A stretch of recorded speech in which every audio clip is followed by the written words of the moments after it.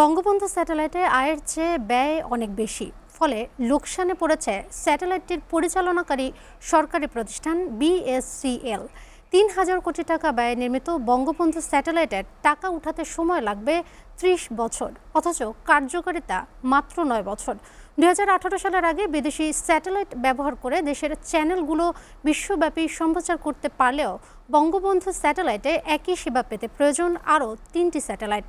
দুর্বল পরিকল্পনা আর গ্রাহক শ্রেণী ঠিক না করার কারণে এখনও অবিকৃত আছে স্যাটেলাইটটির ৪১% ক্যাপাসিটি। বঙ্গবন্ধু স্যাটেলাইট নিয়ে হেদায়েতুল্লাহ সীমান্তের ২ পর্বের ধারাবাহিক প্রতিবেদনের আজ দেখুন প্রথম পর্ব। অনেক স্বপ্ন, প্রত্যাশা এবং বুলিয়া উড়িয়ে ২০১৮ সালে ফ্রান্স ভিত্তিক প্রতিষ্ঠান থ্যালেস অ্যালেনিয়া স্পেসের নির্মিত বঙ্গবন্ধু স্যাটেলাইটটি যুক্তরাষ্ট্রের আরেক মহাকাশ গবেষণা সংস্থা স্পেস এক্সের ফ্যালকন ৯ রকেটের মাধ্যমে ফ্লোরিডা থেকে উৎক্ষেপণ করা হয়, যেটি পতিত হাসিনা সরকারের সবচেয়ে ব্যয়বহুল প্রকল্পের একটি। বিশ্লেষকরা বলছেন, বঙ্গবন্ধু স্যাটেলাইট আর্থিক ব্ল্যাক হোল এবং সাদা হাতিতে পরিণত হয়েছে।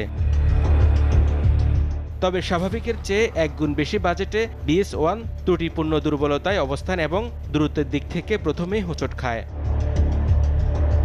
আগে বিদেশি অ্যাপেস্টার এবং এশিয়া স্যাট বাংলাদেশের উপর ৫০ ডিগ্রি কক্ষপথে অবস্থান করায় কাভারেজ হতো বিশ্বব্যাপী। বঙ্গবন্ধু স্যাটেলাইট ইন্দোনেশিয়ার উপর ১১৯ ডিগ্রি দ্রাঘিমাংশে থাকায় কেবল সার্কভুক্ত দেশ ফিলিপাইন এবং ইন্দোনেশিয়া পর্যন্ত যেতে পারে। আমাদের আগের স্যাটেলাইট যেটা ছিল হচ্ছে ভারত মহাসাগরের উপরে অ্যাপেস্টার 7, সরাসরি একদম উপরে 76.5 ডিগ্রিতে। ১১৯.৫ ডিগ্রিতে যখন আমরা গেলাম, আমরা আরও পূর্বে চেপে গেলাম।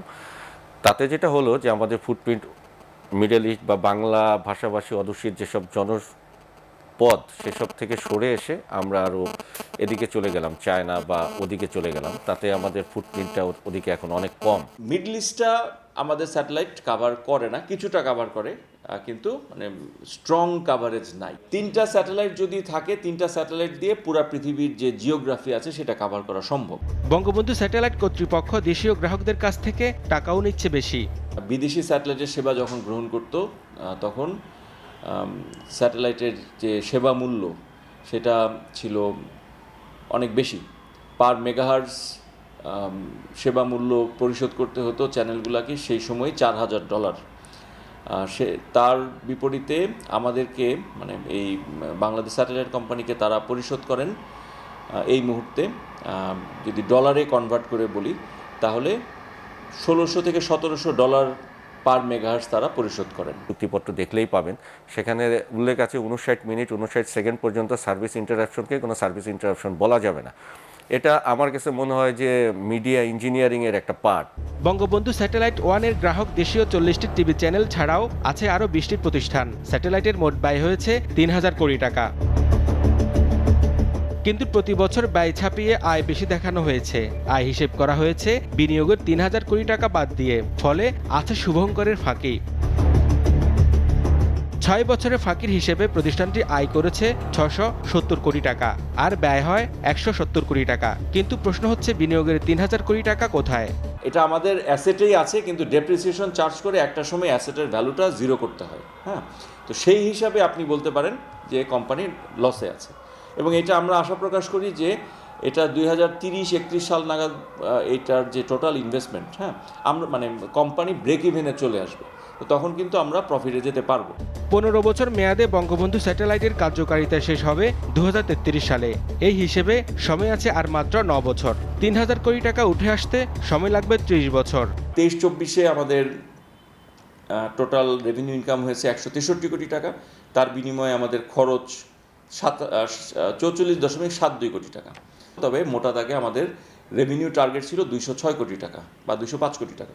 ৪০টি টিভি চ্যানেল ও ২০টি প্রতিষ্ঠান বঙ্গবন্ধু স্যাটেলাইটের মোট ক্যাপাসিটির ৫৯% ব্যবহার করছে।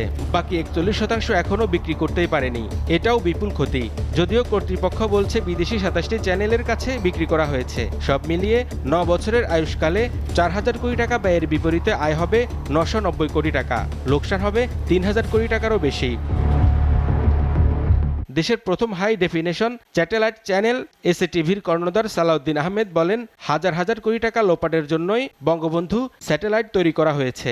বঙ্গবন্ধু স্যাটেলাইট হাজার হাজার কোটি টাকা লুটপাটের জন্য তখন করা হয়েছিল এবং এটা বিশেষ শুভঙ্করের ফাঁকি বললে একটা কথা বোঝায়, তবে এটা তার চেয়ে আরও বিপর্যয়, আর তার চেয়েও বড় কিছু হলে সেটা, কেননা গভর্নমেন্ট তৎকালীন পতিত সরকার বিনা ভোটের গভর্নমেন্ট, তারা কিভাবে সারা দেশে লুটপাট চালিয়েছিল, এবং তার সাথে সাথে যদি শেখ হাসিনাকে বলা হয় তাহলে এর সাথে তো আরও অনেক উপকারভোগী লোক ছিল, সহযোগী ছিল, তো এরাই পরিকল্পনা করত। টিআইবির নির্বাহী পরিচালক বলেন, বঙ্গবন্ধু স্যাটেলাইট নামের এই সাদা হাতির লাগাম টানতে এখনই বিকল্প খুঁজতে হবে। এটা আসলে একটা স্বপ্নের নামে একটা শ্বেতহস্তি তৈরি করা হয়েছে, এবং সেটা প্রথম থেকে শুরু থেকে কিন্তু এটা প্রশ্নবিদ্ধ ছিল। আসলে বাংলাদেশের মতো দেশে যে ধরনের স্যাটেলাইট প্রযুক্তির প্রয়োজন এবং সেটা ব্যবসায়িক ভিত্তিতে ব্যবহারের, লাভজনক ভিত্তিতে ব্যবহারের যে সম্ভাবনা, সেটি এই বাংলাদেশ বঙ্গবন্ধু স্যাটেলাইট কতটুকু নিশ্চিত করতে পারবে সেটার কিন্তু সায়েন্টিফিক কোনো ভিত্তি ছিল বলে আমাদের জানা নেই। বাংলাদেশ স্যাটেলাইট কোম্পানিতে দুর্নীতি ও অনিয়মের অভিযোগ ওঠায় কোম্পানির বোর্ড প্রতিনিধিদের সমন্বয়ে 7 সদস্যের অনুসন্ধান কমিটি গঠন করা হয়েছে।